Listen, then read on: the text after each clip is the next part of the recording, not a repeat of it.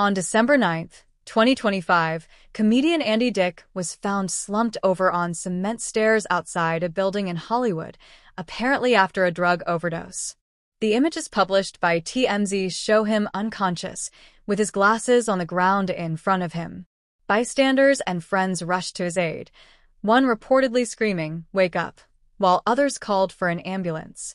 A witness shouted for someone to bring Narcan, a life-saving medication used to reverse opioid overdoses, and someone on the scene administered it.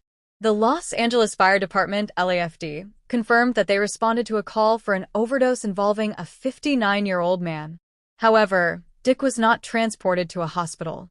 Later that evening, Andy Dick spoke briefly to TMZ and said he was alive and relieved to be okay, but declined to elaborate on the events or what substances might have been involved. This overdose is part of a pattern for Andy Dick. He has a long publicized history of substance abuse and legal troubles.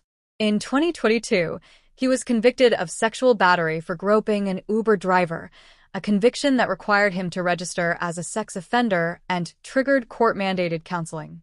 In 2023, he was arrested for public intoxication and failing to update his sex offender registration.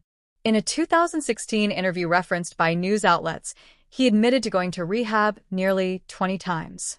He described a cycle of using drugs or alcohol when I was happy, when I was sad, when I was anxious, and said that without substances he experienced depression, frustration, and anger. The incident reignited concern around Dick's well-being, as well as broader issues around addiction and opioid overdoses. Some social media observers expressed a mix of shock and weary resignation.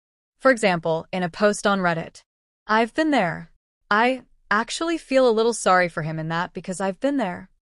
Others were more cynical, reflecting on his lifelong pattern of substance abuse and legal problems. Addiction is so hard to live with, but Andy Dick is a consummate asshole, with or without drugs.